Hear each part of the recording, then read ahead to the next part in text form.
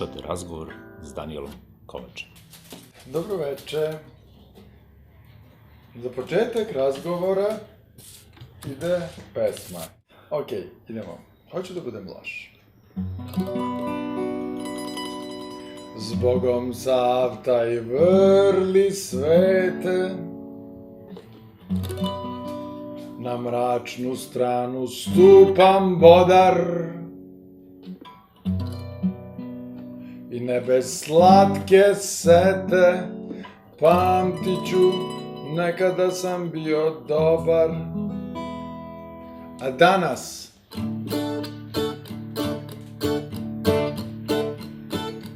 krana su mi greške, lažno zlo ja menjam pravim, ako šap je zavrnutima da ga olabavim. Zbogom odgovornosti ja neću da te nosim, ako si ti cipela, od sad se smatram bosim. Ja hoću da budem loš, hoću da budem loš, još, ja hoću da budem loš. Svaki moj će korak nešto da upropasti, u zlodelima lakim ja se tražim strasti, penjem se uz vlast, vidim noge kako lete, tamo gde sam ja, tu se spletka plete. Ja hoću da budem loš, hoću da budem loš, još, ja hoću da budem loš. Jer ja sam tu da kradem i zakidam, otrovom ljude vidam, blisko je mome biću da se davim u duvanu i piću. La la la la la. Ja hoću da budem loš, hoću da budem loš, još, zbogom odgovornosti ja neću da te nosim, ako si ti cipela, od sad se smatram bosim. Ja hoću da budem loš.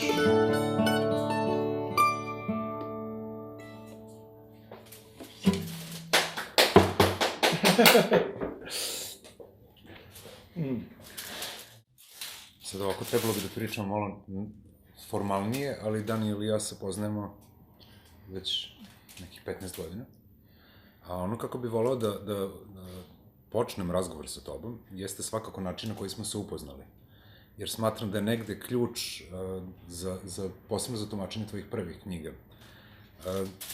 Dok sam živeo u Beogradu, saznao sam od nekih poznanika da se Danijel Kovač raspituje za kontakt, za moj kontakt, kako bismo svirali zajedno.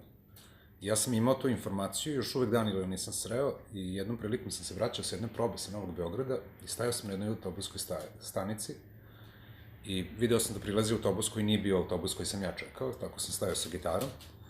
Autobus se zaustavio i taj ogromni, visoki čovek istračao iz autobusa, pitao me da li sam ja Ivan Čkonjević. Ja sam rekao da, ja sam. Danijel izgovorio, ja sam Danijel, hoću da sviram sa tobom, ali izvini, jako žurim na autobus, i ušao u isti autobus koji je izašao i otišao dalje. Ono što mi je, verujem da svi ljudi koji poznaju Danijela imaju sličan taj dojam, da negde situacije koje se dešavaju sa njim i oko njega su često kao da su režirane. I negde Danijel Kovač pravi, odnosno utiče na te situacije kao da su one autorežirane, kao da je njegov život neki film koji stvara, i takve situacije se uglavnom dešavaju u tim nekim čudnim okolnostima. Ne znam da li imaš neki komentar na to? Da, ne znam. To je valjda zbog toga što sam prisiljen da radim mnogo stvari odjednom i onda sam zapravo jedan veliki manipulator i donekle i lažov, i onda svako mogu da nekako potpuno se prilagodim iz situacije u situaciju, od trenutka do trenutka, I to je sve do svega dovela ta potreba da preživimo u jednom ovako nasilnom društvu u kojem živimo i u kojem sam se formirao. Tako da je to verovatno i do toga, a i do toga što je lepše živeti u nekom filmu nego u stvarnosti. I onda pogotovo sad sam mnogo realniji, ali kad sam bio mlađi, onda sam voleo sa još i drugim mojim prijateljima da stvaramo te situacije koje ne više nalikuju na san ili na film, nego na stvarni život, zato što je stvarni život bio poprilično, mi smo tada to zvali buđav, to jest nepodnošljiv, tako da iz te potrebe je to što ti govoriš. Hajde da sve bude malo čudnije, malo naopako, ako nešto može da se pogrešno upotrebimo ga pogrešno i tako dalje, tako dalje. Ono što sam u stvari hteo da mi bude neka, da kažem, zakačaljka sa ovom pričom, jeste to da u tvojim ranim knjigama često imamo junaka koji je neka vrsta tvoje refleksije u literaturi. Imamo tog Danijela Danlikova koji se pojavlja kao glavni junak, imamo čak u jednoj knjizi inženjera. To su sve negde lica koje su tvoja lica, koje su prilagođene u literaturi.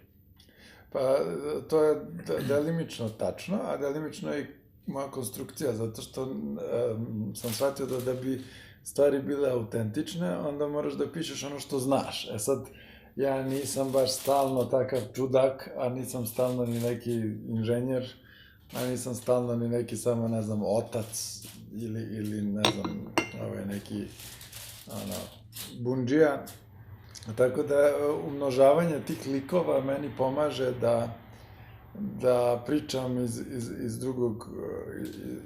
drugog mene, iz mog nekog drugog ugla, kako vidim stvari. Čak imam i neke ženske likove koji sam zapravo ja, koji imaju neke možda drugačije osobine nego ovi navedeni, taj inženjer ili Danlikov, koji je zapravo potpuna izmišljotina, jer kad sam bio mlad, onda smo napravili neku umetničku grupu u kojoj su svi imali nekakva imena različita, tako da zapravo ni ne znam ko je Danijel Danlikov, ali sam ga recimo poznavao, tako da u mojoj prvoj knjizi Logika reke, pruge i otpada imate Bilbo Blaha, Milenka Momčila i Danijela Danlikova, koji su tri neka lika, ali oni su kao neki makete od likova, kao od kartona, kad naprave. Nemaju neku sad dubinu, ali nije ni poenta da imaju dubinu, prosto oni su samo tu da opišu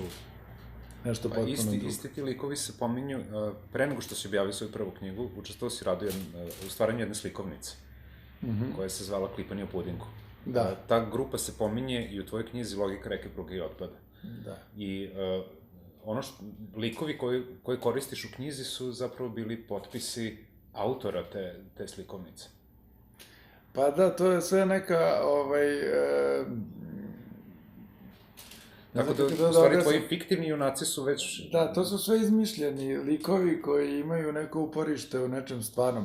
U stvari, ono što je najzanimljivije što ti izmišljeni likovi koje smo mi izmislili, ne samo ja, nego i moji prijatelji, zapravo kada bi neko išao sad unazad i da istražuje, ajde i tu slikovnicu koja je potpisana tim likovima, ali i gomilu nekih likovnih izložbi ili događaja gdje smo isto umesto pravih imena potpisivali te ljude kao da su oni stvarni, a nisu, mogao bi da ima poprilično zabavne momente koji nalikuju opet na taj kao san ili kao iz filma. Kao ja vidi, Bilbo Blah je učestvovao na ovoj izložbi. Mislim, ko je Bilbo Blah?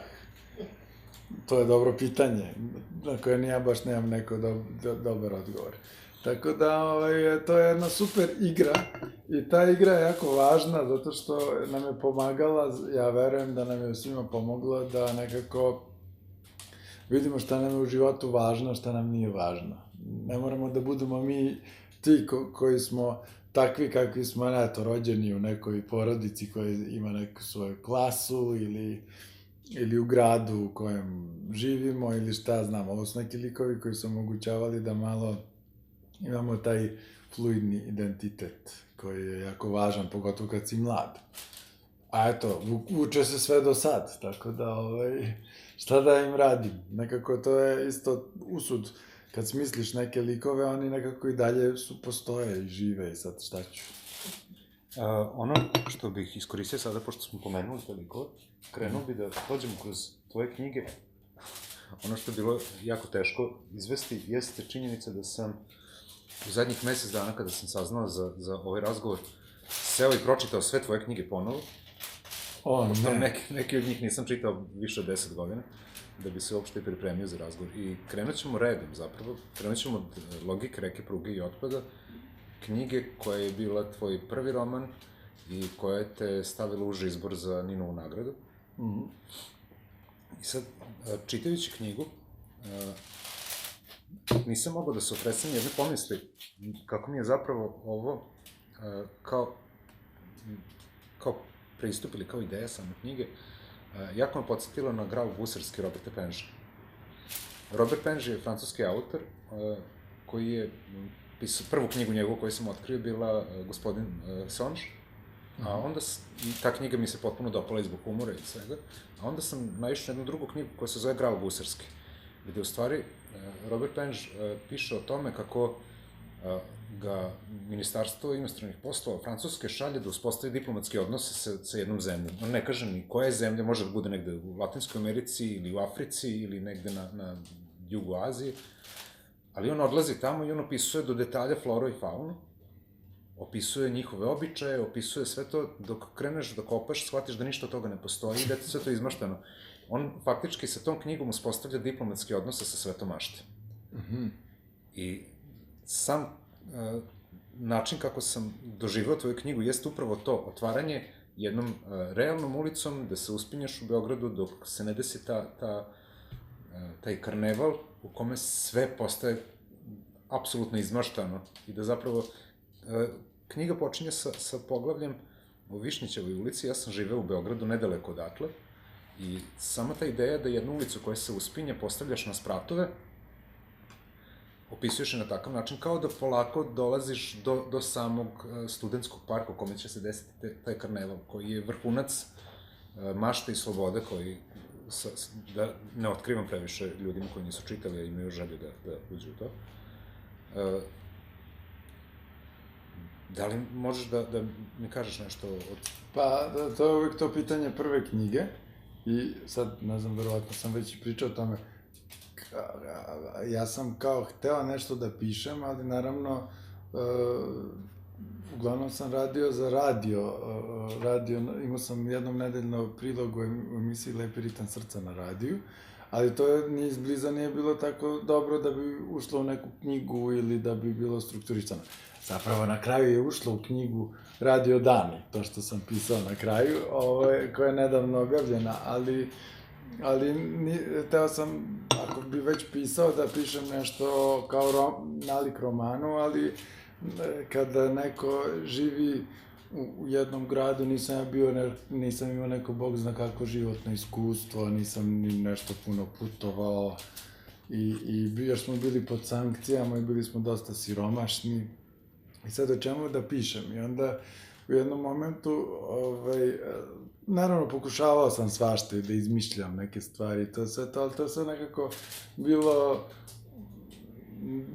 nije bilo dobro, jednostavno, ne govorim tu toliko čak ni o originalnosti nekoj, nego prosto, što sad ja da pišem neki detektivski roman ili da pišem, ne znam, neku, mladalački neki roman pun neke mladalačke patnje ili čega, ali ja nisam imao ni neku mladalačku patnju, ni ništa, prosto nisam bio kompetentan čak ni za to, ali onda se desilo jednom baš to da sam tu Višnjićevu ulicu koja ide uz brdo, sam zamislio kao kuću i kao ajde, zabavno je da napravim detaljan opis te ulice tako što bi je izmerio lepo koracima, koliko koraka ima od jednog do drugog ćoška, pa šta tu ima između ćoškova i kad sam napisao to poglavlje koje je ušlo u tu moju prvu knjigu, onda sam shvatio, ček, pa ovo je dobro. A onda sam se pitao zašto je ovo dobro, a ono ostalo što sam pisao nije dobro. I onda je odgovor u mojoj glavi bar bio tome što sam, ako ništa drugo, pisao nečemu što mi je poznato. Nisam pisao nekim stvarima o kojima pojma nemam, ili hteo bi da kao nešto, a nisam dorastao tome, nego sam najobičnije opisao jednu ulicu. U principu, ništa specijalno to nema, ali to je bilo super. I onda se desio jedan jako važan događaj nakon što sam to napisao. Bio je Ring Ring festival muzički u Beogradu i svirao je Lajko Felix na tom festivalu. I onda je on svirao, to je bio njegov prvi nastup u Beogradu, ja sam bio tamo, došao i seo sam ispred bine i on je svirao tu violinu i tako magično je i dosta dobro je svirao, ima i orkestar i sve. I onda sam, a on je moje godište, on i ja smo iste godine rođeni. I razmišljao sam, pa znači, evo ovaj čovek radi nešto dobro, radi to što zna, na način na koji zna. Posle smo saznali, jer smo ga upoznali to veče, da je on isto izbačen bio iz muzičke škole. I kad ga jedna novinarka, ja sam to video, pitala je, kaže, pa kako sviraš kad su te izbacili iz muzičke škole? A on je ovako pogledao zbunjen i rekao je, pa ako sviraš, onda sviraš, ako ne sviraš, onda ne sviraš. Tako da je taj utisak me naveo da razmislim šta ja još znam, makar bilo glupo, makar bilo banalno, makar bilo tako potpuno svakodnevno. Jer ja nisam bio neki šmeker, tad nisam putovao, nisam čitao ni toliko knjiga u momentu kad sam pisao tu prvu svoju knjigu. Nisam imao aparat.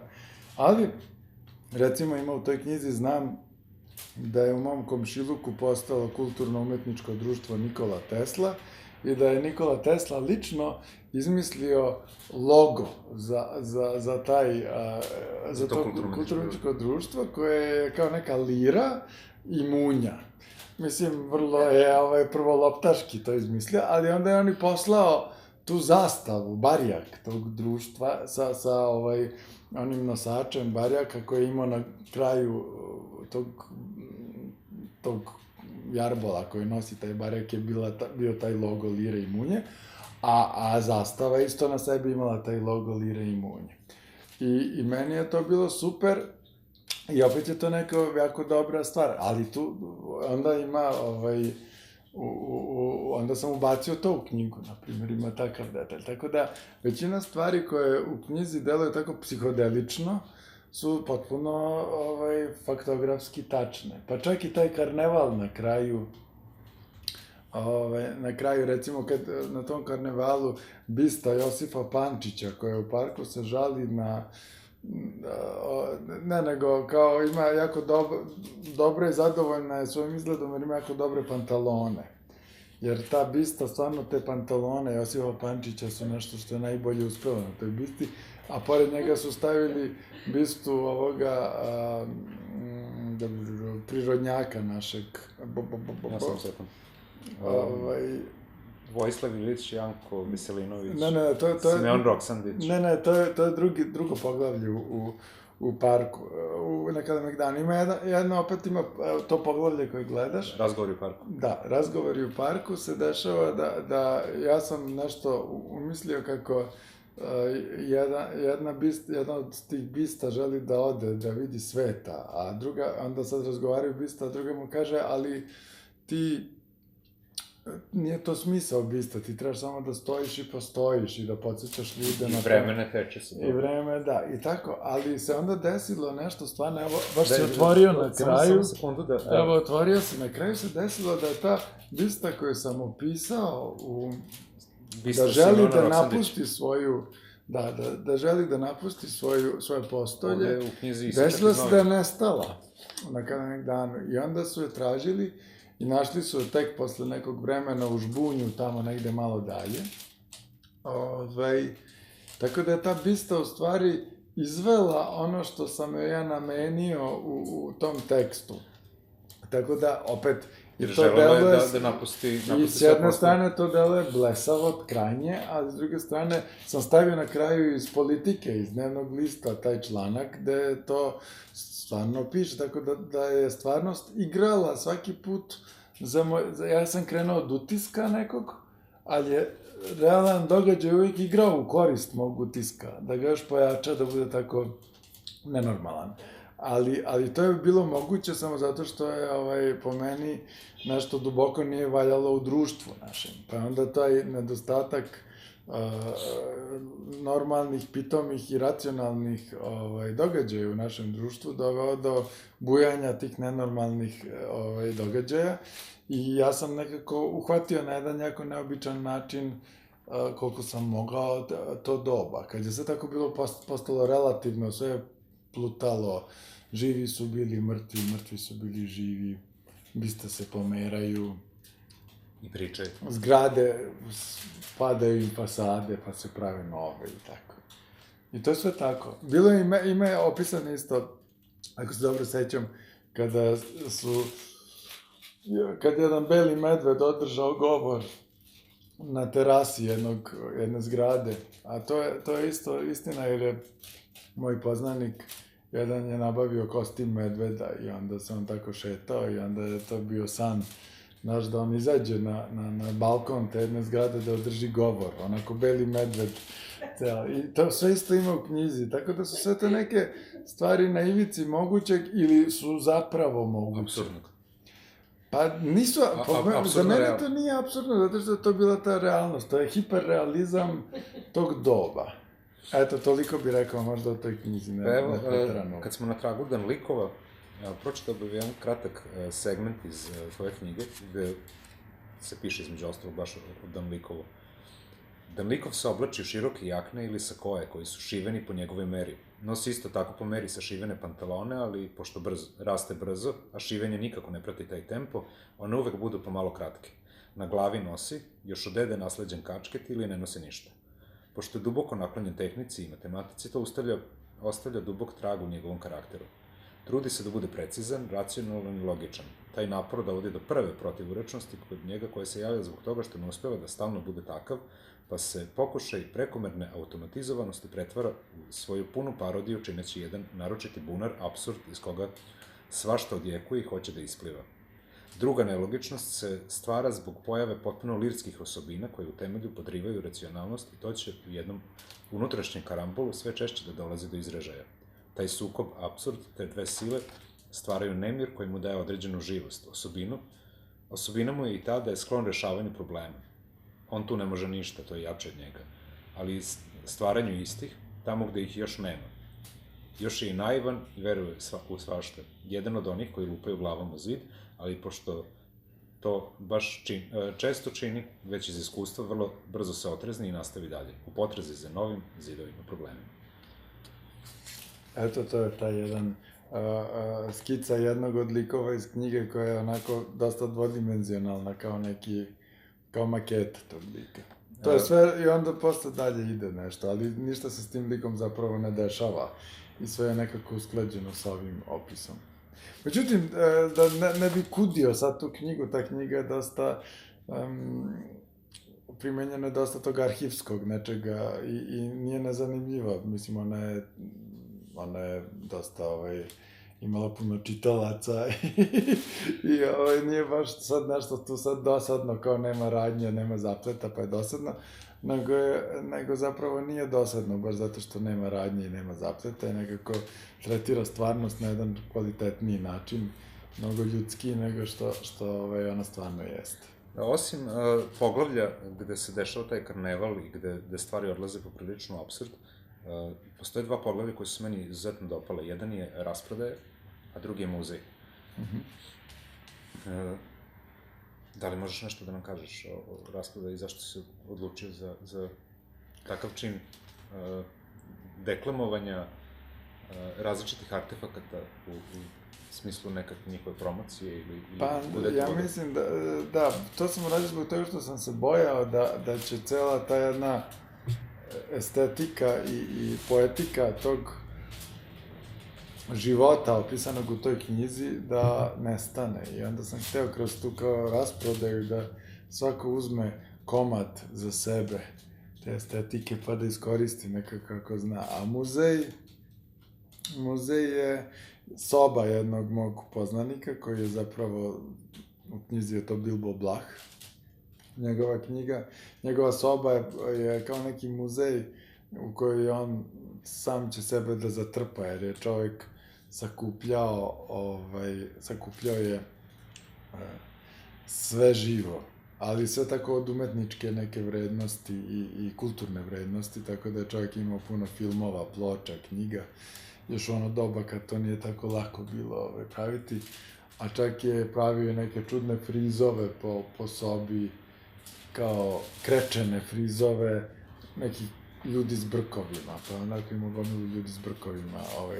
I tako je bilo to svašta, ja sam to isto primenio kao i za onu ulicu što sam je detaljno opisao, ja sam ušao u njegovu sobu, premerio, izmerio i detaljno sam dao opis na osnovu kojeg bi neko mogao da rekonstruiše tu sobu.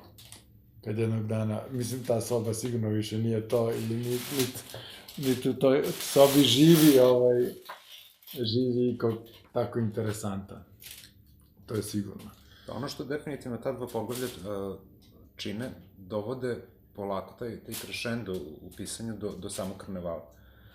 I mislim da bi sam karneval se potpuno drugačije očitavao da bio bi prevelik skok iz onih primarnih opisa u to stanje iznoštenog.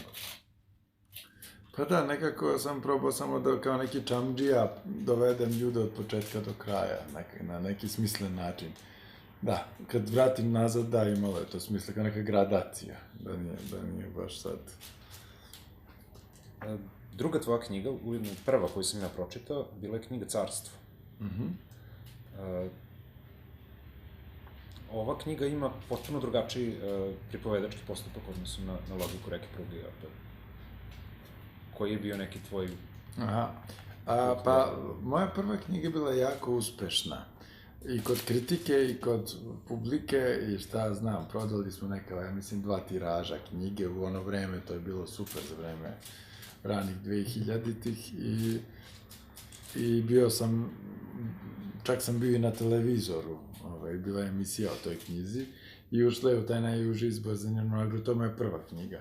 Ali, evo, sad smo pričali o toj mojoj prvoj knjizi, pa to nije nikakav dokaz da ja znam da pišem, jer to je stvarno jedna čudna knjiga po svim svojim kriterijumima i ja bio sam dovoljno mlad i dovoljno svestan da ja nemam veštine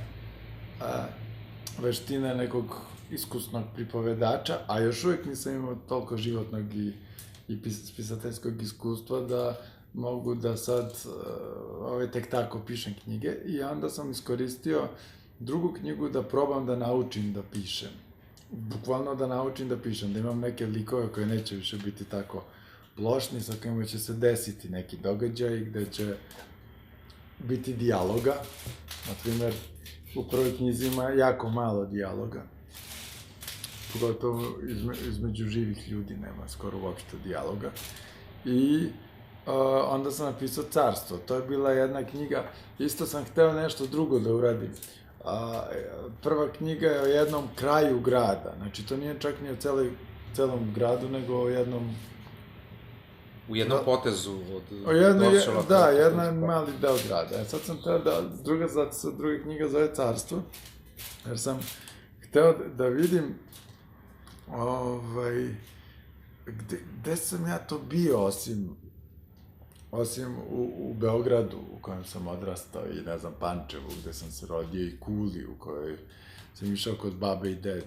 Tako da sam onda onako stidljivo povezao ta neka iskustva, jer sam jednom imao sreću da sam dobacio do Poljske, bio sam u Grčkoj jednom, u momentu pisanja Carstva, govorim samo šta je dovelo do Carstva, i bio sam u Bukureštu, Rumuniji, u Bugarskoj, i počinjao sam da imam prijatelje neke koji su van grada i do mere da mogu da se posećujem s njima ili da nešto putujem ili tako dalje. A toliko sam hteo da putujem, ali nismo imali te pasoše koji bi omogućili putovanje, pošto su bile sankcije i nama je trebalo viza, ja nisam imao para da sad plaćam sve te vize i onda je se taj svet sve više smanjiva, a celo društvo naše je postalo izolovano i dosta ksenofobno, onako, I onda, suprotno tome sam teo, dakle, da napišem nešto što je normalnije u stilu, znači, više nalik klasičnom pripovedanju, a s druge strane sam teo da pišem o tom carstvu, jer kao o carstvu jednog pojedinačnog čoveka, znači, svaki čovek je car i svaki ima svoje carstvo dokle god može da dobaci ili dok ga zanima, dokle on osvoji to, ne mislim da osvoji mačem i vojskom, nego dok osvoji nekim svojim prisustvom, nemam pojma, nekim svojim ili iskustvom, tako, ili dok dobaci do nečeg što ga vezuje za neko podneblje. I onda sam meni još tad postalo jasno da je meni ta srednja Evropa i jug, znači od Poljske do Turske, da je to meni, tu se osjećam kao kod kuće, znači u svim tim zemljama, i onda sam teo da zapravo napišem kako sam znao i umao jednu knjigu, ali eto, sad u toj knjizi Carstvo sam do pola uspeo, zato što ta knjiga i dalje malo vuče probleme prve knjige, u smislu da je i ona malo neobična. Naprimjer, u njoj sam stavljao jezike, tako da ima nekih rečenica na rumunskom, na mađarskom, na engleskom, ima jedan ceo deo, koje nisam prevodio, jer sam smatrao da je jako dobro da zapravo nekako mora čitalac da uđe u tu toleranciju nepoznatog, jednostavno, jer je to u stvari to putovanje i osvajanje carstva leži u tome da se toleriše nepoznato. Ali opet s druge strane sam to pisao na takav način da je udvojeno, tako da sve što je recimo na engleskom je lepo napisano i na srpskom, pa sad bukvalno isto svi delovi na mađarskom, na kraju ima prevod na srpski, ali... To su snovi glavnog junaka. Da, ali nekako je to bitno mi je da dok dođe do čitanja, dok dođe do tih delova da čitalac kaže šta je sad ovo. Pošto je to nešto strano, to je ta mina na koju mora da zgazi čitalac da bude u kontaktu sa nepoznatim. I da bude okej sa tim, da se ne boji, da bude sve okej. Tako da evo zapravo ta knjiga Carstvo je o tome, u stvari, o tom nekom proširenju svog nekog prostora duhovnog. Uvala, pričam ovo, šta kažeš. Ali da, to je to. Ali ima nešto što mi se jako dopada. Sad si me naterao na neku analizu, ja ovo nisam nikad ovako posložio. Ima jedna stvar koja mi se jako dopada u tvom stilu, to je ta neka, kao kada smo pomenuli režiranje sopstvenog života, ima i ovde u smislu sad možemo da pomenemo kao vizuru, odnosno samo kao fotografiju, i postoji neka apsolutna nevinost i naivnost u opisima, koja negde potpuno isijava u tom svom neiskrivljenom karakteru, on ne pokušava da bude ništa drugo. Ima nekih opisa koji su mi baš bili fenomenalni. Evo, samo jedan kratak pasus, kaže, posle 15 minuta autobus je ušao u grad. Tamiš je tekao kao i oduvek, samo što je bio zagađen, a Dambikov je skočio za autobus. Potpuno je svedeno i kao da je replika nekog stripa, čak na nivou toga, ali ima i nekih opisa koji su potpuno... Da, ali generalno, tu si tačno nabao, moj generalni odnos prema životu i ljudima taj naivan odnos, nekako, kad sam bio mali, bio je onaj američki pesnik Allen Ginsberg, već je bio mator u Beogradu, i ja sam bio tipa, imao sam 14-15 godina i on je sad imao 80 godina, jedva se kretao, bio je već gojazan i šta znam. I onda smo mu kao tražili autogram. I on je napisao, tamo, kad potpisao sam, napisao je Candor ends paranoia. A to znači da neka prostodušnost okončava paranoju. Tako da je moja generalna ideja na tom tragu da jednostavno, ako neko hoće da me prevari, nek me prevari. Ako neko kaže da je car univerzuma, ja to nikad neću dovoditi u pitanje. Reći mu, dobar dan, care univerzuma. Pa je onda to ta nulta tačka dalje komunikacija, tako da si dobro proradio, u mojim knjigama uglavnom ima tog. Tog odnosa prema tome kao ti ćeš mi kažeš da si car univerzuma, ću ti pokati. Ne, polako, ti si car univerzuma, pa je to nulta tačka, dalje komunikacije. Jer inače nema komunikacije. Ako ljudi ugrožavaju jedni druge, tako da to je taj problem. Ali negde i tvoja muzika i posebno tvoje grafike često imaju isti taj pristup. Da, to je negde odlika karaktera. Izdvojio sam ovdje još jedan pasus koji bih pročitao, koji je negde pred kraj knjige, ali mi je se jako dopao da ga izvučem kao uzorak tog tvog opisa. Kaže, te noći na nebu je svetlao pun mesec. Kao reflektor bacao je duge senke.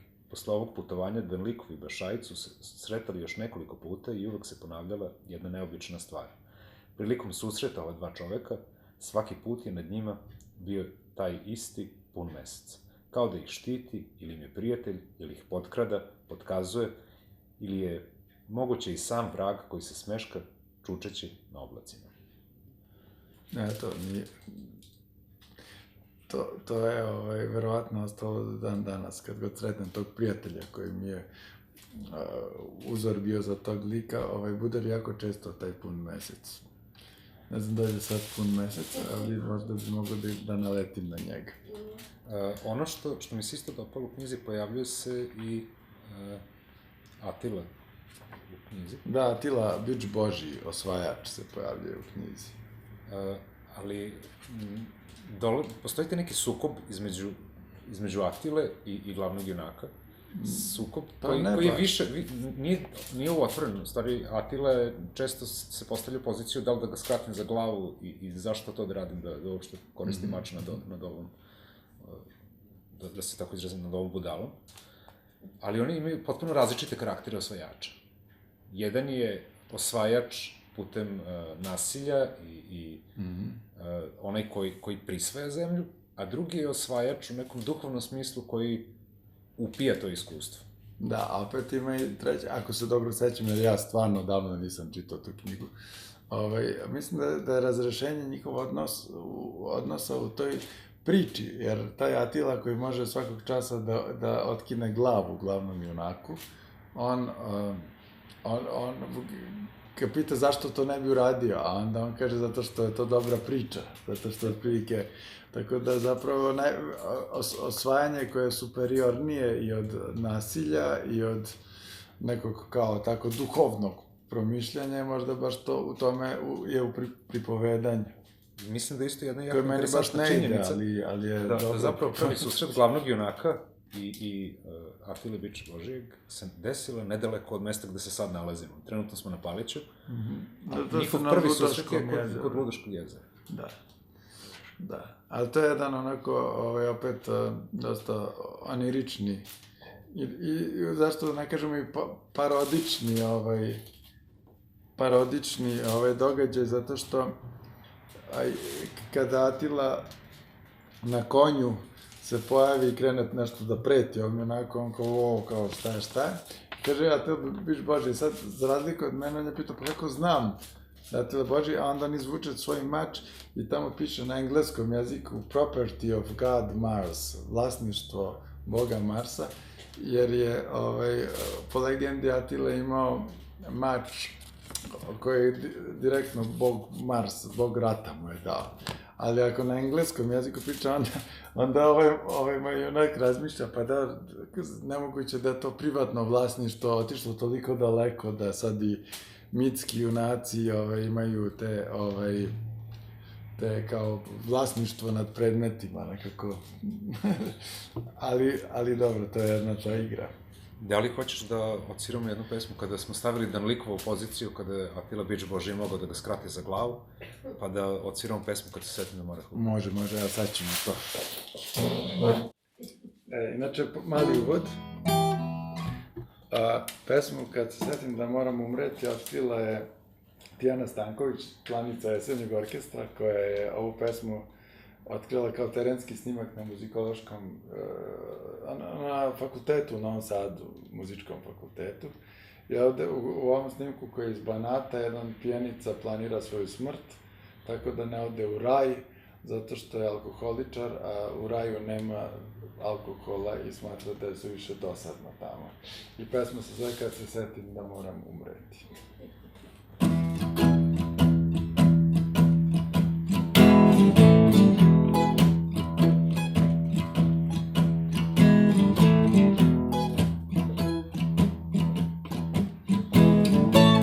Kad se setim da moram umreti, dušo moja kako ćeš podneti, gore nema rakije ni vina, gore dušo moraš biti fina, gore dušo moraš biti fina.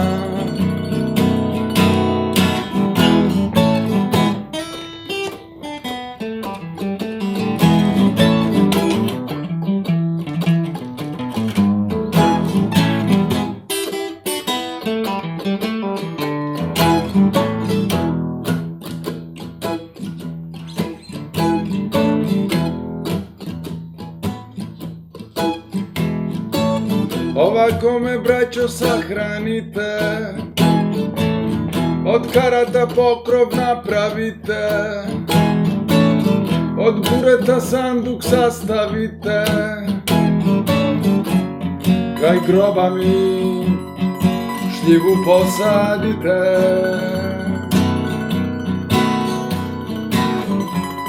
Kraj groba mi šljivu posadite.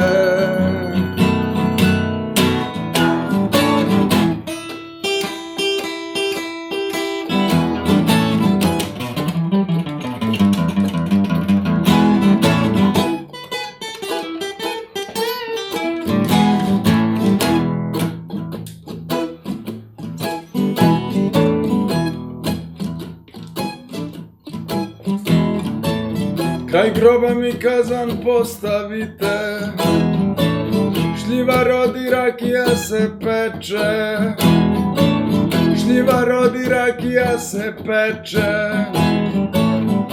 Kad sam umro, neka u grob teče. Kad sam umro,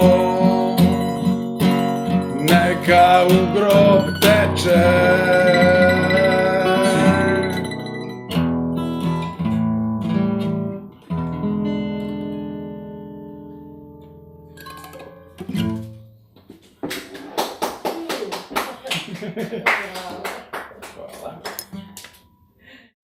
Dokle smo stigli?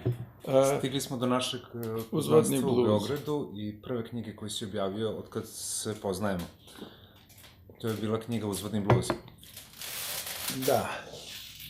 Ono što bih voleo da istaknem ovo, to je moj primjerak kod tebe. Da. Ova knjiga trebala da ima skroz drugačiji naslov. Tačno, ova knjiga je morala da ima drugačiji naslov, ali Mogu da pročitam pravi naslov. Možeš, pošto je to sad podnaslov knjiga, ali to originalni naslov mnogo bolje odslikava moju prvobitnu ideju sa ovom knjigom koja nije baš do kraja izvedena, ali Naslov knjige je trebao da bude lakrdijaško pripovedanje Zohara, čuvara đavoljeg blaga, u kome se pominju jedan inženjer i niska, mahom slabih karaktera, uključujući Avaj i samog pripovedača. Da, ja sam mislio da ova knjiga s tako dugačkim nazivom, kao neki Rable, da će biti hit u knjižarama, pogotovo što sam imao većeg izdavača. Ovo je prve dve knjige sam objavio za relativno malog izdavača, Beopolis, a onda sam dobio za treću knjigu velikog izdavača, čak međunarodnog, koji je bio, to je Algoritam, koji je originalno hrvatska izdavačka kuća, koja je napravila u to vreme i u Srbiji svoj ogranak. Ja sam mislio, super, sad će ovo da bude hit, ali, znači, u toj knjizi je sve super, tekst je super, imao sam fantastične urednike, imao sam Sašu Ilića, i Miloša Živanovića kao urednike i Krunu Lokotara, koji je isto legenda uredništva. I knjiga je super, je tekst sve sređeno, ali ja sam hteo da bude tako malo mračan omot, da ima to nešto vragolasto u sebi, nekog đavola koji kopa blago. A dobio si Petra Pak za mleko? Dobio sam nešto što se zove uzvodni bluz umesto ovoga i nešto što liči na ambalažu za so, kad se kupuje so u samoposlugama. Tako da nekako knjiga sama nije takva da bi neko sad da vidi je u knjižari ili negde da bi baš posegnuo za njom. Osim ako nije veliki ljubitelj soli. Da, osim ako ima leto je, pa ono treba malo da oliže nešto. Uglavnom, mislim da ta revalorizacija te knjige bi bila zgodna da je objavim još jednom, makar jedno izdanje pod pravim nazivom i pravim koricama, zato što mislim da bi tek tad percepcija knjige i čitanja te knjige legla kako treba. Jer ovako izgledam pomalo kao neki udžbenik, a onako izgleda kao nešto mistično. A bolje da izgleda kao nešto mistično, to je bila ono što moram odmah da napomenem, ja prvu knjigu od tebe koju sam čitao bila Carstvo. Ovo je bila druga knjiga s kojom sam došao u dodir. I kad sam ušao u moje prvo čitanje ove knjige, ja sam se sudario sa tim Zoharom i nisam znao kako da isplivam i njegov jezik i njegov karakter su mi bili jako odbojni. A sada kad sam se pripremao za ovaj razgovor, kada sam pročitao i Uzvodni bluz, kada sam pročitao i Logiku reke, pruge i otpada i Carstvo i onda sam uzeo ovu knjigu, posle Logike reke, pruga i otpada, ovo mi je bilo potpuno pitko štivo i nekako ima jedna stvar koja mislim da je i odlika tvog jezika kada pišeš. Ne znam da li drugi ljudi koji te poznaju imaju isti taj problem, ali rečenice su potpuno rečenice kakve ti izgovaraš. I ja često čitajući tvoje knjige imam taj unutrašnji čitalački glas koji priča zapravo tvojim glasom. I svaki put dok čitam tvoju knjigu, ja čujem tvoj glas dok izgovara isto to što čitam. Ono što bih isto istakao ovde je da u ovoj knjizi inženjer je usputni, odnosno nije usputni lik, on se sve vreme provlači se kroz priču, ali knjiga nije pisana iz prve pozicije inženjera. Ne. Ako treba moj komentar na to, evo šta. Znači, sad idemo redom. Posle prve knjige gde su pljosnati likovi i druge knjige gde sam pokušao da imam prave likove od krvi i mesa, koje mi nije baš totalno uspelo, onda sam morao da kaznim sebe, zato što, kako da vam objasnim, meni je pisanje išlo bolje nego što sam zaslužio, zato što mnogo, recimo, intimno više volim da sviram i pevam pesme i pišem pesme za pevanje, nego da pišem romane, ali nekako ti romani, ide. I sad, meni je falio zanat. I onda sam se vratio na to, na neku, evo šta je bilo u glavi. Znači, ajde da napišem nešto što je očigledno avanturističko. Znači, očigledno ima, ja sam to zvao komad s pevanjem i pucanjem. Znači, mora neka potera da bude, mora da bude akcije, šta god to bilo u mom slučaju. Moraju da budu i likovi kao sa divljeg zapada. Da, i hteo sam da stavim sebe u poziciju onih pisaca koji su pisali roto romane za plažu, one kao bojice. Butch Cassidy i Sundance Kid. Hteo sam da vidim da li ja to mogu. I pomoglo mi je to što sam izmislio i da bi dodatno sebe kaznio, da ne bi vrdao u psihodelične pasaže koji jesu smešni i zabavni, jesu deo mog rukopisa, morao sam da sebe ograničim, a da bi to uspeo, morao je da pripoveda neki lik iz prvog. Znači, cela knjiga je kaže da ti ja ispričam priču. I priča, ali plati jednu turu, pa ćemo onda da krenu. Tako je, ali taj čovjek koji priča je Zohar, on je jedan, ja ga zovem čuvar đavolovog blaga, ali on je realno jedan čovjek koji ima srednju stručnu spremu. Znači, on nije nikakav intelektualac, nije čitao puno knjiga, on je onako malo i prevarant, ima neke svoje strasti i sve to, ali nije ja. Sigurno nije ja. Znači, Zohar je ja, ali neki deo mene, samo. Tako da sam morao da radim na tome da koristim potpuno drugi jezik. On zna mnogo manje reči nego ja. On može da priča jako jednostavno. On mora da impulsivno deluje na stvari, bez nekog promišljanja, jer on nema takvo obrazovanje da bi moglo da dobaci dalje od što na umu, to na drumu. Tako da je to bilo za mene, ako gledamo u smislu strogo zanatskog pisanja, taj uzvodni bluz ili lakardijaško pripovedanje Zohara Čuvara, njegovog čuvara đavolovog blaga i tako dalje, ovo je moj diplomski rad za klasično pisanje. Ja sam postao pisac u onom smislu da bi mogao da pišem van onog samo one moje najuže poetike i estetike na toj knjizi. Znači, tu sam uspeo da pišem s tuđim glasom, da vodim tuđe neke likove, da se njima nešto dešava i da još bude dovoljno lako da na plaži može da se pročita. Jednostavno kao rotoroman, kao neki kao bojac. I ja volim tu knjigu, samo kažem, fali mi još jedno izdanje te knjige da se zove originalno i da imate originalne korice, jer mislim da bi onda bilo još sugestivnije, još bolji bi doživljaj bio prilikom čitanja. Pa ne bih hteo puno da pričamo o samoj radnji knjige, pošto onda bi nekako kvario, ovo je jedna od onih knjiga koja te hvata, stavljate prvo kao čitalaca, oblačite u jednu zadimljenu kafanu gde čitalac konstantno plaća ture tom Zoharu da bi on podmazao grlo i pripovedao šta se tu desilo, a onda negde između redova shvatamo da on često izmišlja stvari koje baš se nisu desile tako. Tako je, on je i lažao između ostalog, da.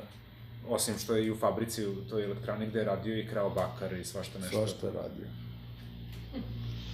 Da, i lovio je ribu na akumulator i dinamit, da, tako. Čovjek bogatog iskustva, ali sasvim realan. Ne, tako je da, ta knjiga je meni okej.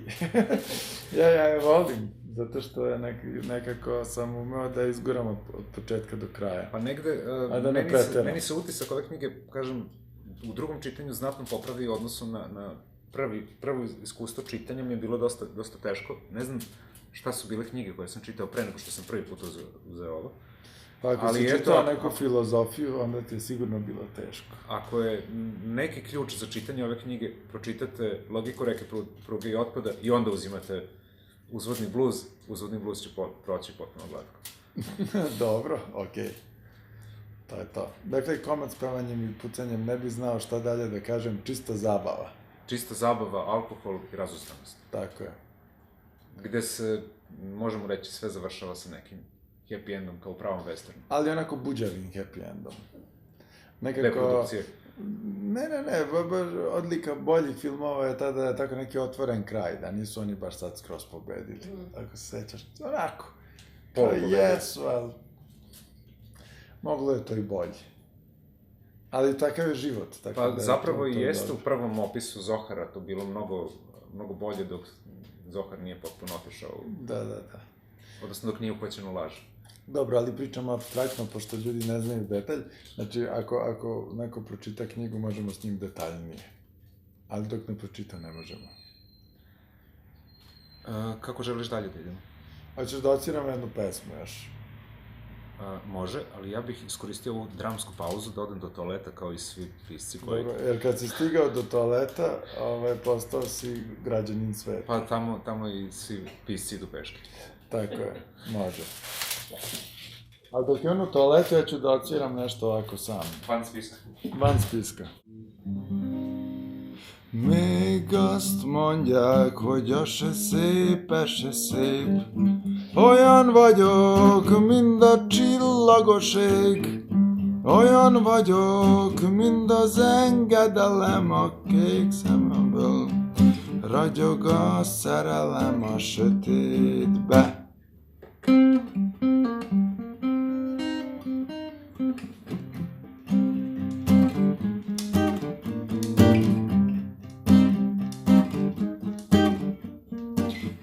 Édesanyám, vettem egy kalapot, Fújja a szél rajta, a szallagot, ha nem fújja, magam is, de lobogtatom ezt a szőkét, ide csallogatom a sötétbe.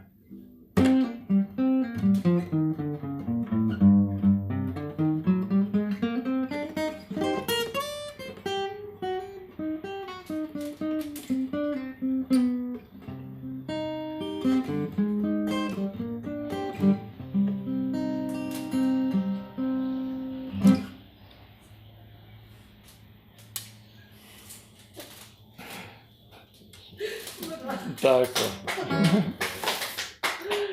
To sam od Lajko Feliksa vidio da on svira, pa rekao šta on to svira?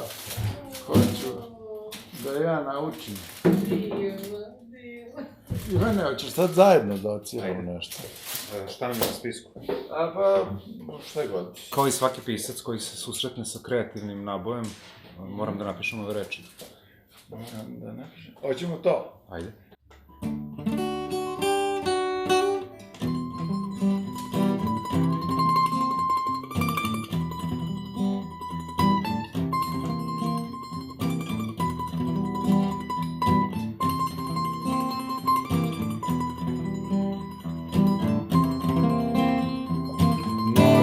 Napišem ove reči,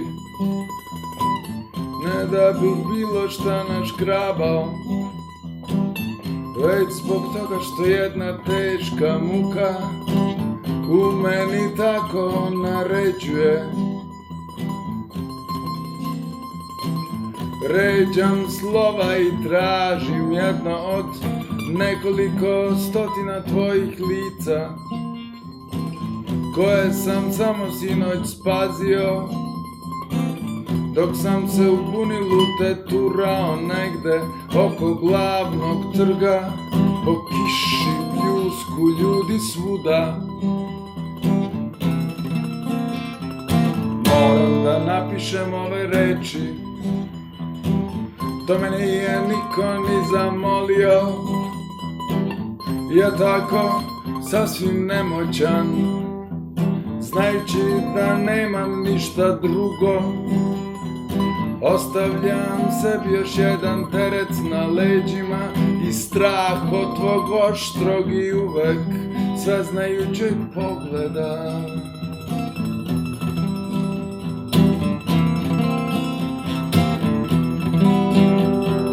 Moram da napišem ove reči, pišem kao da krijem to od sebe, moram da napišem nešto, dok se sve ne pretvori u prah i posle vetrom ne raznese, vetrom ne raznese, vetrom ne raznese.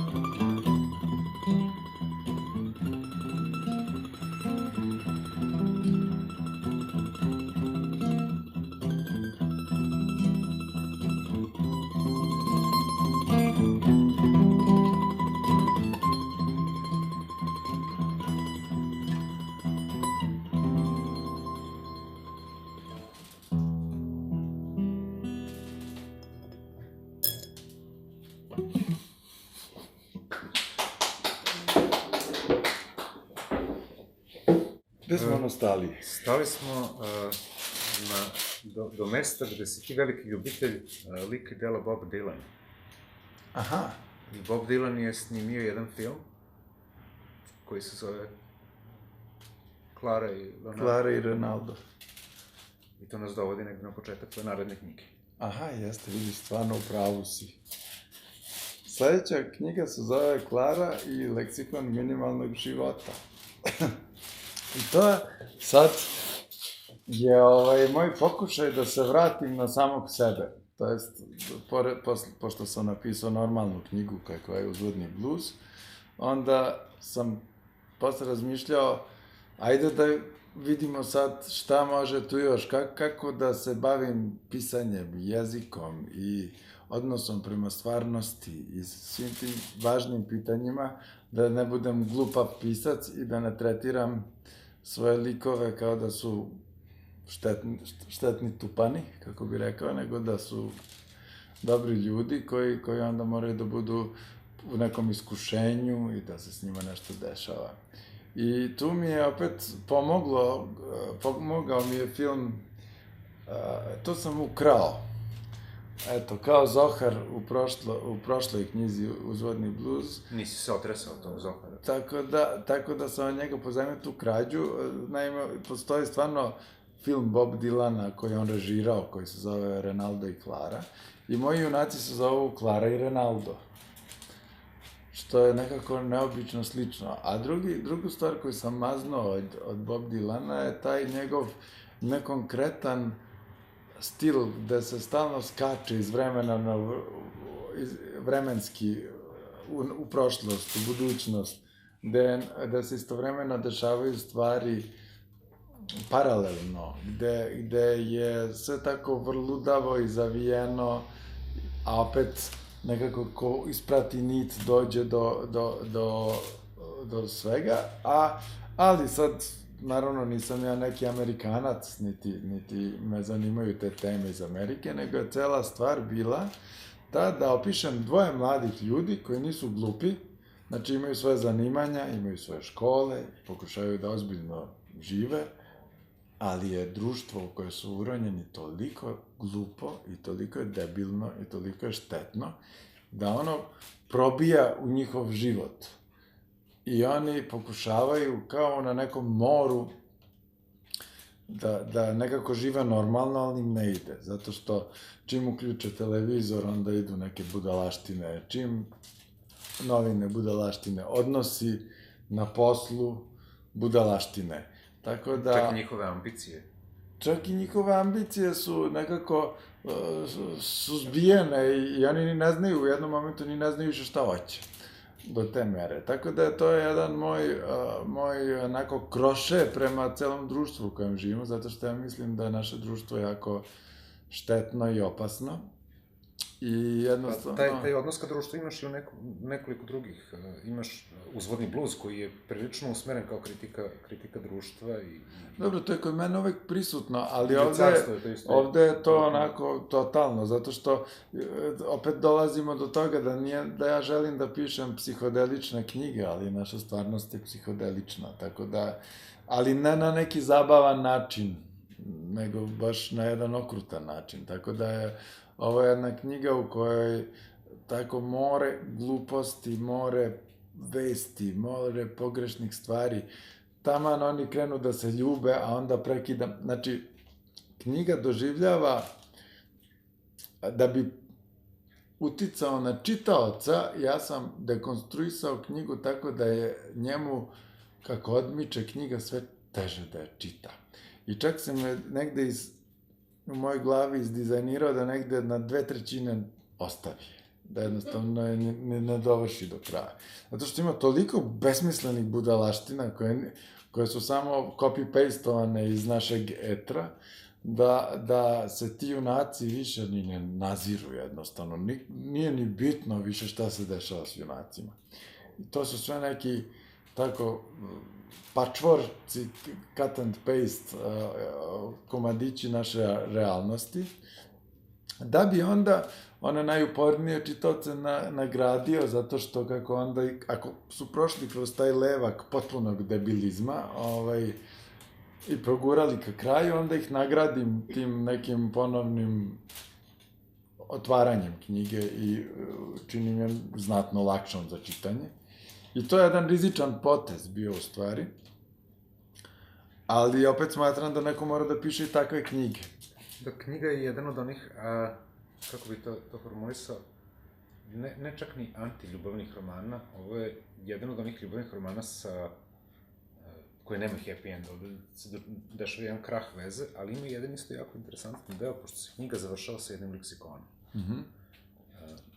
Naslov je Leksikon minimalnog života, Dragom Ronaldu iz daleka i kasnije. Da, zato što sam, ajde sad, to je spoiler, ali knjiga je tako haotična da nije ni bitno. Na kraju spašavam glavnu junakinju, koja izlazi iz tog haosa i onda može da sagleda sve u čemu su učestvovali tokom knjige čiste glave i onda ona kao da poslaže sve te pojmove koji su se pojavljivali u knjizi do tad i lepo ih razumno objasni. I tu onda ima nekog mesta i za poeziju, ima mesta i za nešto lepo i tako dalje, ali iz daleka. Što je opet moj kao aperkat društvu, zato što zapravo to je sudbina moje generacije, svi su pobegli iz zemlje i tek kad pobegnu iz zemlje onda mogu da čak vide i nešto lepo ovde, šta je bilo ili nešto korisno, ali dok smo uronjeni u ovo društvo, do tad je život mnogo teži i nalike na koricama te knjige su neki divlji talasi koji svo vreme imaju i ilustraciju za knjigu, a bilo mi je jako važno da budu te ilustracije, to je radila Ana Marija Cupin, koja je... Ona, ako se ne vrem, napravila tvoju fotografiju na... Da, ona je inače basistkinja grupe Repetitor, poznate rock grupe, i jako je talentovana u likovnom smislu i htio sam da je uključim u tu knjigu, zbog toga što ona je nacrtala to kao neki grad kojeg progutaju ti talasi i meni je do dan danas utisak o tom Beogradu u kojem sam prisiljen da živim, jer tako mi se sklopio život, kao da je on onako, kao da će svakog časa da neki ogromni talasi da ga pojedu i progutaju. Kao neka Sodoma i Gomora, kao neki svetionik mraka, tako mi izgleda taj grad. Vrlo često. Jel mogu da pročitam jedan fragment iz te knjige koji mislim da malo može da nam da drugačije svetlo? Tupav sam, postao sam takav, mekan, tupav i neuspeo. Suviše dugo sam se povlačio, sve dok nisam prestao da osjećam. Televizor je mumlao sa poda. Ne mogu da verujem, Lorena, ti si mi dugo bila sve, a sada si otišla sa tim falš pevačem. Znam da se u tom slučaju ne misli unapred. Ko zna šta će se desiti za 10 godina. Vreme je za tamburaše, oni će sve otpevati. Biće gorko i nepodnošljivo. Mi smo samo bili dobri da narušavamo zdravlje jedni drugima. Živimo nemarnu tragiku, ali se trudimo da to ne primećujemo. Sviramo trube, helijum, napunjeni baloni, lete u nebo, oblaci se množe, beneficirani emotivni staž. Eto, da, to je neki, dobro si uzeo taj deo, otprilike cela ton te knjige. Ali sam mnogo više gluposti i besmislica koje su čak i smešne. Htio sam da ubacim puno tih atraktivnih ljudi zbog kojih ljudi gledaju te realitije i te gluposti. Tako da ima jako puno nekih tako, onako, ničim izazvanih seksualnih scena ili nečeg tako, što je kao, šta će sad da bude, u stvari to nema veze ni sa radnjom, ni sa činjenjem, ni sa, tako, neki prazni erotizam često zaglavim u toj knjizi. I tako, to je četvrta. Ja zovem ovo je 4 mala romana, tako ih ja zovem. Nekako... A posle 4 mala romana ide jedna drama. Da, posle toga. Tu sad već ubacujemo Ivana Čkonjevića u igru, zato što je zapravo Kraljevstvo Rit je prva knjiga koju sam napisao tako što sam imao jednog pouzdanog ranog čitaoca, kakav je bio Ivan, i on je mene dobro izvukao za uši i prošli smo tu taj tekst više puta. Znači, nije ono da sam samo pisao, pa I onda to dospelo do nekog izdavača, nego je tu bila jedna ozbiljna kontrola, koja je po meni pomogla da stilski taj tekst bude mnogo bolji. I ne samo to, znači to je prva stvar, a druga što ovde smo doneli i roman Mi konji, koji je napisao Ivan Čkonjević, koji je u suprotnom smeru išao, to jest ja sam bio rani čitalac romana Mi konji i vrlo sam ozbiljno davao Ivanu svoje neke kritike, zamerke i pokušavao da mu popravim tekst što više mogu. Pa zapravo na toj nekoj literarnoj pozornici, mi pre nego što izađemo napolju budemo kao na dva, kako da kažem, kao muzičari pre nego što izađu na binu, pa jedan drugom kaže, popravi frizuru. Da. I onda smo ti popravljači frizure jedan drugom. Da, ali moram da kažem da je sad, ok, imam ja neko iskustvo u pisanju, ali tek popravljanje, to je isto savet svim ljudima koji žele da pišu, je to da uzmu rukopis nekog svog prijatelja i da rade na njemu. Zato što sam ja, čitajući i radeći i promišljajući rukopis romana Mi konji, naučio, to mi je bio taj potrebni skok za pisanje da dalje negde nešto radim. Zato što sam puno naučio, to ću da kažem. Postao sam mnogo onako tvrđi igrač što se tiče, bolji čitalac sam postao, bolje sam nekako uspevao da vidim gde vode rečenice i kako da pišem bolje. I to sam posle primenio i primenit ću do dan danas, tako da u tom smislu mi je to jako puno pomoglo u mom pisanju, eto. Pa svakako i meni je rad na tvojim tekstovima negde, mogu da kažem, lečio te dečije bolesti pisanja. A kada pominjemo Kraljevstvo Rita, ovo je bio prvi rukopis na kome smo imali tu vrstu, kako mi kažemo... Ping-pong loptica, dobacivanje. Ping-pong loptica, da. Imamo jedan dramski tekst, zove se Kraljevstvo Rit. Ovo je prva knjiga koju se objavio za književnu radionicu Rašić. I imamo ovde, odmah u startu, jednu nisku likova. Imamo kralja, koji je prosvećeni vladar Kraljevstva Rit. Imamo kraljicu, koja je kraljeva supruga, poreklom iz naroda. Imamo ludu, dvorska luda, zaposlena na dvoru u Ritu. Građanina stanovnika Rida, vredan i odgovoran. Građanka, stanovnica Rita, srčana revolucionarka. I imamo orkestar. To su Rićani koji sviraju, odnosno narod. Pojavljuju se ovde još, kako su navedeno, kao dva lika. Jedno je Leš kralja Luga. Leš samo leži, on je mrtav, on nije lik. Kao panj. Vojnici Rundebarda Okrutnog. Vojnici Rundebarda Okrutnog, da. Da, cela ta ideja je bila što poznajem puno ljudi koji se bave filmom i pozorištem i mnogo kukaju. Te ne može ovo, te ne može ono, te nemaju para, te ovo, te ono, ali ja dolazim iz jedne druge priče, a to je ona do it yourself, ja dolazim iz te sirotinske produkcije bilo čega što radim i nikad nisam davao ni 5% na neku kao kvalitet produkcije, neki tehnički kvalitet, sve to me nekako ne zanima preterano. I onda sam teo da napravim nešto, i eto, to je opet ograničenja, sva ograničenja su dobra. Teo sam da napravim nešto, komad koji ima samo 5 ozbiljnih junaka, ovo ostalo može da se vrlo lako snimi. Znači 5 junaka, što nije mnogo, i dešava se u šumi.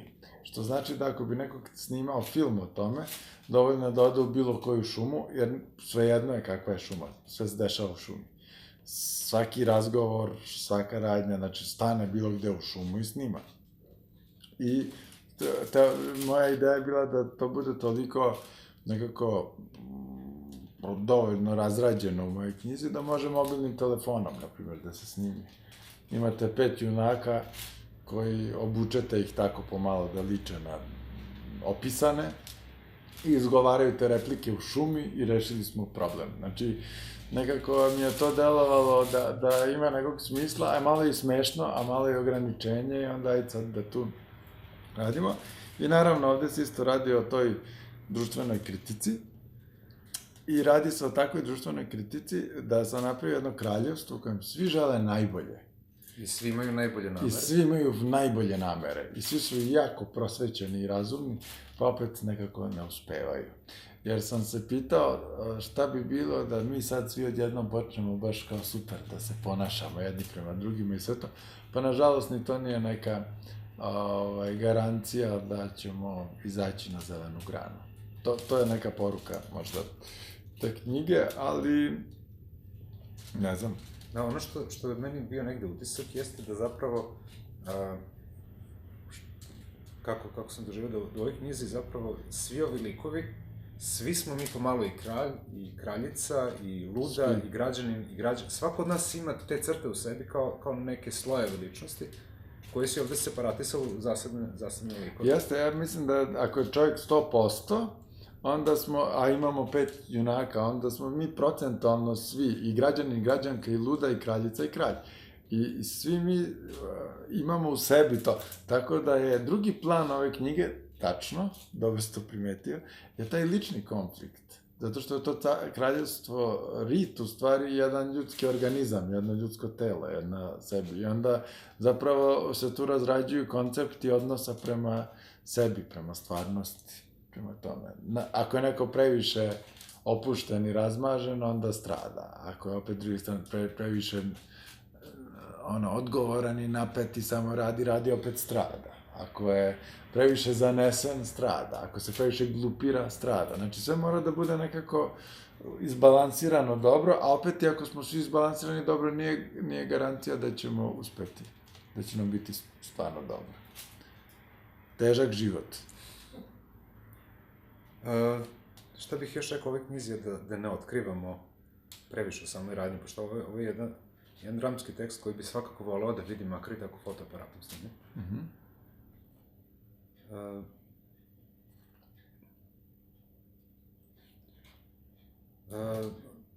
Nekako, ipak u čitavoj ovoj knjizi najgore prolazi onaj koji se glupira. Pa dobro, ali nekako nisam siguran. Mislim da svi podjednako loše prolazi. A i onaj jedan koji se glupira suštinski najbolje prođe. Kriptično govorimo, nikom nije jasno o čemu se radi. Ali, da. Ništa, opet samo preporuka da bacite pogled. I da, ovo je jedna knjiga koja je pisana tako, nekako sam i merio vreme, da ako uzme sedne da je čovjek čita, kao da je išao u pozorište, može da pročita za jedno veče. Tipa, ako počne čita negde u 8:30 uveče, u 11:30 će zatvoriti knjigu i reći, bio sam u pozorištu u mojoj glavi. Pa kad smo kod pozorišta u glavi, možemo da izvedemo još jednu od tvojih pesama koje su otporne na nuklearni udar. Aha, a koju si mislio? Hoćeš da izvedemo Ples nije večan? Ajde, ajde.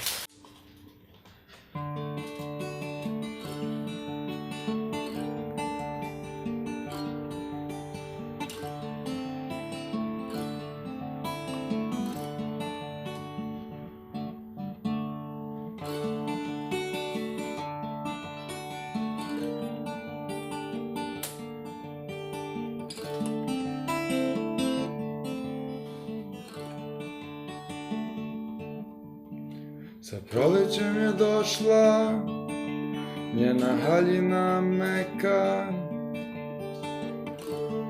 sunce i vetar probudiše me, dala mi je usne, udahnuo joj grudi, dao sam joj moje sve. A svaki ples nije večan, njega imaš tek dok traje.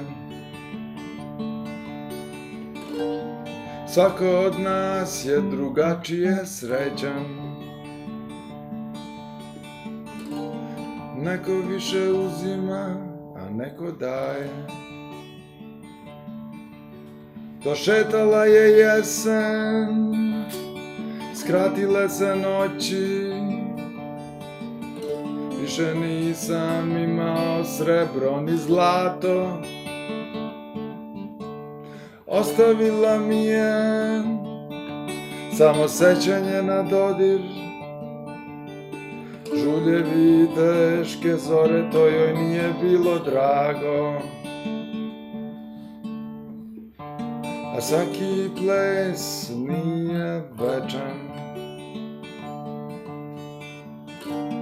Njega imaš tek dok traje.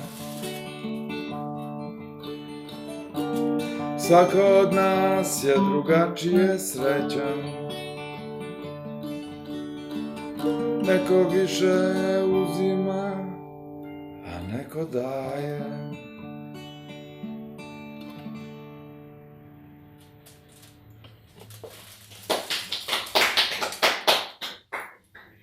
Danijele, dolazimo do tvoje poslednje objavljene knjige. Jeste, do moje poslednje objavljene knjige koja se zove Radio Dani i ona nije roman, nije ni dramski tekst. Ona je kolekcija radio priloga koje sam izgovarao na radiju. Jer sam jednom nedeljno učestvovao u emisiji Lepi ritam srca na sada već nepostojećem radiju B92 i tad sam bio dosta mlad. I to je bilo prvi put da sam nešto javno govorio, a i pisao. I onda, kad je bila ova korona, imao sam puno vremena i od papirića, listića, sveščica u kojima sam sačuvao deo toga, uspeo sam da iz tih komadića napravim tu jednu knjigu koja pokriva neki period od 96. do 2008. 2009. Negde tako. Tih mojih radio priloga. Nažalost, puno se izgubilo, puno toga nije više, prosto odem tamo nešto kažem, napišem na papiriću i ostavim onda ona tetkica baci i tako dalje. Nisam imao neki odnos sad da moram da čuvam sve što sam radio, ali od onog što sam sačuvao sam sastavio tu knjigu i mislim da je ona dobar dokument zato što ona govori o jednom odnosu prema stvarnosti i životu koji je danas potpuno nemoguć. Zato što verujem da kada bi danas govorio ovakve stvari na radiju da bi imao velikih problema, znači, verovatno bi mi pretili ili hteli da me biju, a možda bi hteli da me privedu na informativni razgovor ili nešto slično. Gde bi te to uklipa priveli? Pa negde, da, nešto bi se desilo, ali uglavnom to je deo stvari, a drugi deo problema je taj što je radio postao jako komercijalan i svi su jako ozbiljni na tom radiju, a ovo je bio jedan radio gde smo mi mogli da pravimo najčudnije eksperimente, tipa da pustimo 2-3 pesme odjednom, pa da vidimo šta će da bude, ili da ima u knjizi jedan moj prilog se zove Carev novi radio prilog, u kojem, znate onu bajku Carevo novo odelo, kad šiju caru odela, on je go, pošto odela ne postoji, tako da sam rekao po motivima bajke Carevo novo odelo, sad ide moj radio prilog. I onda sam rekao onom toncu da utiša sve i onda je bila jedna potpuna tišina, ali ja nisam uopšte ni mislio sam da je to dobra ideja, prosto. A u stvari, kada na radiju je tišina, onda misle da je ili prekinut kabel, ili da je, pogotovo što je to bio opozicioni radio, mislili su da je možda neko upao i sekao radio. Desila se potpuno ujdurma i ja sam samo video kako neki ljudi viču predamnom, neka drama i onda sam negde tek, kad sam shvatio šta se sad dešava, rekao diži, gledam sam rekao, po motivima priča Carevo novo odelo, slušali ste prilog Carev novi radio prilog.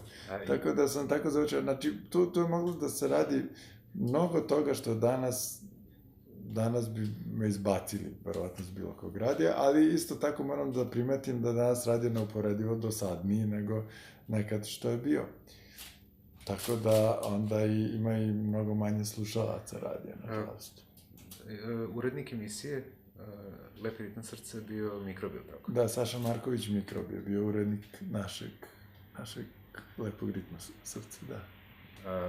Da li možeš da kažeš nešto? Pa, važno je znati, Saša Marković Mikrobil je jedan umetnik, pre svega likovni umetnik, tako zna, ali bio je onako i radijska ličnost i nadaren mnogim talentima, i on je bio neka vrsta interneta pre interneta, jer tad da bi mi saznali, zahvaljujući tom čoveku, sam ja imao bogat život. Jer na toj radio emisiji jednom nedeljno, on kao urednik je uvijek govorio šta je bilo prošle nedelje, šta je video, da li je bio na nekoj izložbi, na koncertu, negde, šta je video, ali on je to tako slatko i lepo pričao o tome. To je isto važno, nije bilo dovoljno da kaže, ja bio sam, vidite na izložbi, bilo je super. Ne, on je to baš umeo da ispriča i na kraju svake emisije je predlagao šta će biti sledeće nedelje. Tako da sad moram malo i konteksta da dodam, a to je bilo jedno siromašno vreme i mi nismo imali para. I onda on kad kaže bit će izložba u ponedeljak tu, u sredu tamo, u četvrtak tamo, to odmah znači da će tu možda biti malo i pića ili hrane neke, da se mi malo ogrebemo.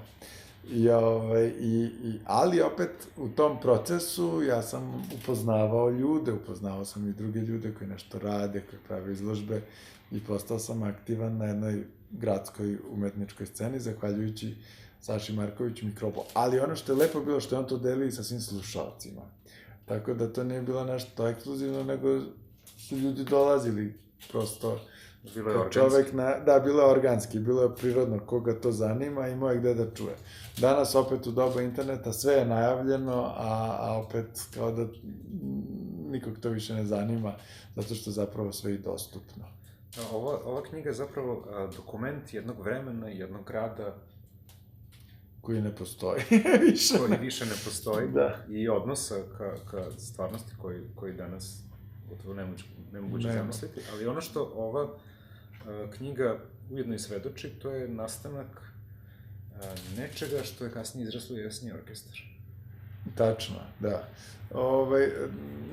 Prve pesme Jesenjeg orkestra su izvedene u radiju, zato što kad sam počeo da pišem te pesme koje će kasnije završiti na albumima Jesenjeg orkestra, a neko od njih smo ih sad odsvirali, ja sam ih isprobavao u toj radio emisiji, tako što odem samo sa jednom gitarom i odsviram ih onako u etar, bez veze. I jedna velika sreća je što je deo tih pesama sačuvan. I mi smo to okačili na Bandcamp, tako da se može čuti taj zvuk direktno iz te emisije, kako su te pesme izgledale, a bile su poprilično haotične i neorganizovane, ja sam tako davao svim ljudima da učestvuju u njima, da radi šta god hoće. Tako da je, to je stvar jedne velike slobode, jedne velike poverenja da ćemo mi da radimo šta radimo. I generalno je taj blesav odnos prema životu nedostaje. Danas su svi tako ozbiljni. I to je tako dosadno. A mi smo sve naopako. Ako kaže, ne diraj ovo dugme, mi pritisnemo i onda vidimo šta će se desiti. Pa te pesme moguće danas i poslušati. Da, ima, podigli smo ih na Bandcamp. Da, Daniel Kovač. kovac.bandcamp.com. Tako je. Omot za tog albuma je autentični crtež Saša Marković Mikroba, zato što on je meni dao CD s tim pesmama, zato što je zapravo onaj tonac snimao, on je vidio da se tu nešto blesavo dešava i nije ga mrzelo i njemu nije bilo teško da to snimi, on je imao neki snimač na kasetu ili šta god, već povezan sa miksetom i on je to snimao i onda u jednom momentu dao Saši, a Saša je volao da pravi svoje kompakt diskove sa svojim omotima i napravio je omot i taj omot je tu, eto, on je napravio i dao mi je taj CD, tako da ja imam tu sad sreću da imam pored knjige i taj malo audio deo da se čuju ti glasovi pomalo i pojme nemam. Tako da, eto. Bilo bi dobro da takva emisija još postoji, da postoje neko da da nekim mladima da rade šta god hoće. Pa svakako ova knjiga jeste jedan ključ za otvaranje tog tipa slobode. Ili pa da, ne znam samo kako je to upotrebljivo, zato što generalno, ja sad sam već u nekim godinama, ali sad ja da sam se tako ponašao stalno, vjerojatno bi završio kao beskućnik na ulici. Ali Ali da, treba ta neka spontanost, prosto od Rableovskog duha do danas ta Evropa je meni zabavna, zato što uvek najbolji duhovi Evrope i duh romana je uopšte blesav i mislim da se to pomalo izgubilo. I svi su preozbiljni, ali samim tim jalovi i glupi i ne mogu da uđu u nešto što još ne postoji, nego samo idu u tom prostoru koji je omeđen onim što je očekivano i što je moguće i što kao postoji. A treba pokušati makar da se ode negde u nešto što još ne postoji. Stvarno tako mislim. Znači, Radio Dani je putokaz ka... Pa kako je nekad to moglo, da. Sad, kako nekad moglo, a danas kako... Danas kako ne može. Danas kako neće. Kako ne može. Da, i naravno ne može ništa da se kopira, to je prosto meni drago da sam sačuvao to od zaborava, ali možda je samo kao neka inspiracija da neko u današnje vreme interneta i svega toga pokuša nešto slično da uradi. Negde postojalo nekad u Subotici jedna radio emisija koju smo slušali, zvala se Na tajnom zadatku. I to je negde najbliže tom duhu kada sam čitao ta vrsta nekog humora i pristupa radiju. Da, radio kao... Kako ne zamislio. Da, jer nije radio kao medij, mi ga nismo shvatili kao medij, nego samo kao nešto što prenosi radio talase i svako može da ga uhvati. I sad šta možeš da utisneš u te radio talase i da pošalješ do 1000 ljudi, ali nekako, znaš kako je to čudno, niko od nas nije imao osjećaj da ga sad slušaju neke 1000 ljudi. Nego kao mi idemo na radio i nešto kao radimo. Zabava kao zaraz. Da. Nismo imali fokus grupu, nismo imali tipskog slušalca. I ništa od toga što danas pokreće svet. Završio sam setno. Ajde, ima još neka pesma pa da završimo malo bolje. Još dve. Koju? Pa evo, sada smo na Paliću, što je vrlo blizu mog rodnog grada. Možemo da osviram Povratak u rodni grad. Povratak u rodni grad, ajde. Inače, to je pesma koja se nalazi u knjizi Radio Dan. Prvi put sam izveo javno u emisiji Lepi ritam srca. To nismo vežbali, Ivane, ali uspećemo valjda. Ne, snaći ćemo se.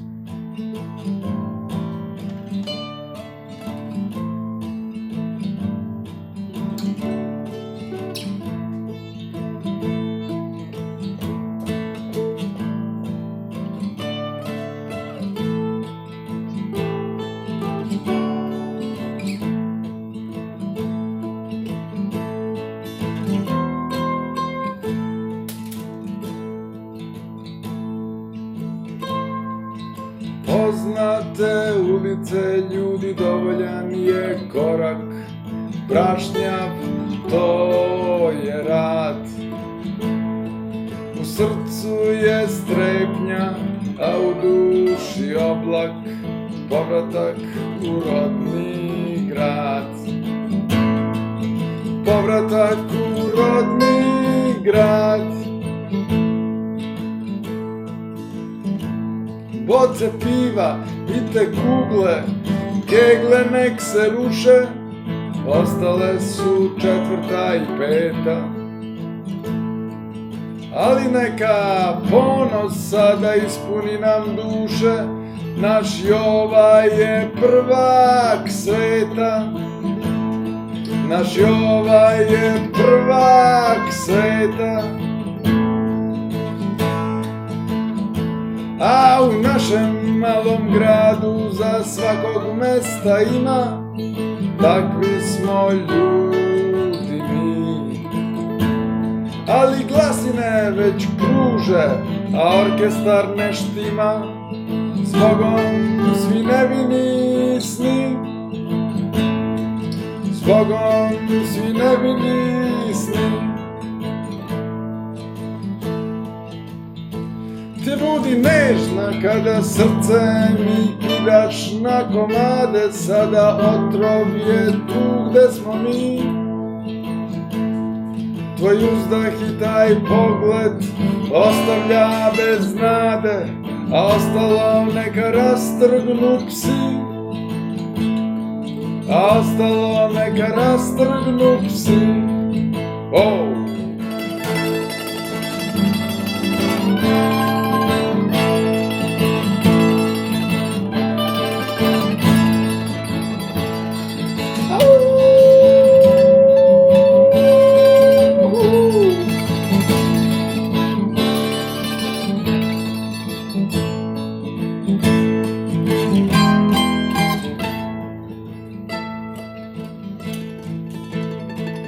Ti budi nežna kada srce mi kidaš na komade, sada otrov je tu gde smo mi. Tvoj uzdah i taj pogled ostavlja bez nade, a ostalo neka rastrgnu psi. A ostalo neka rastrgnu ulični džukci.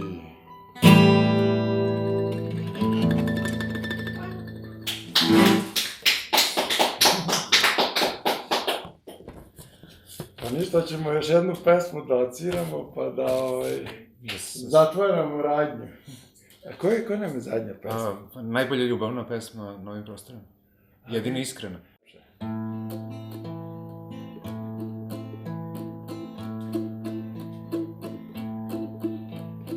Nekako je oblačno, ne samo u duši, ne mogu da vratim taj pogled iz daljine. Takav sam sad, shvati da bolim. Umesto valcera zaplešimo tango, više te želim nego što te volim.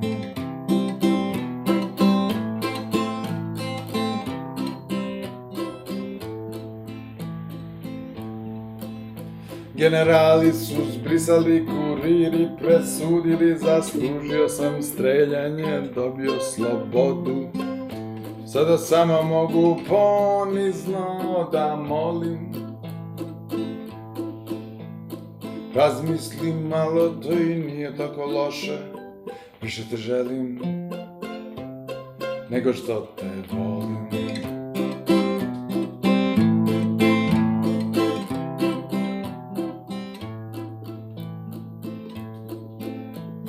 Svi ukusni zalogaji koje život nudi, znam da tu si, da me uvek pratiš. Saplićem se i o najmanji kamen, neke stvari ne moraš nikada da shvatiš.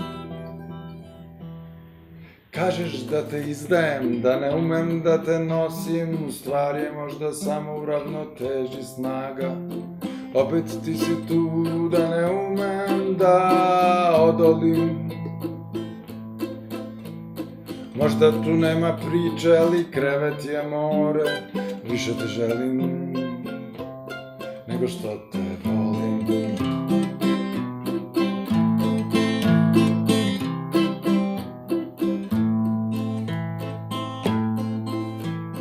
Svi tvoji planovi koje ne umem da razumem, ti pogledi kada si stvarno ljuta, samo lupe ćušku pa odu. Ja sam dete koje se više ne boji bruta. Dušmani za petama, kamile su pocrkale, ja sam samo plaćenik u ovoj igri bez reči. Uniforme prašnjave, a kao da smo goli. Možemo da sanjamo da će ovo proći, više te želim nego što te volim.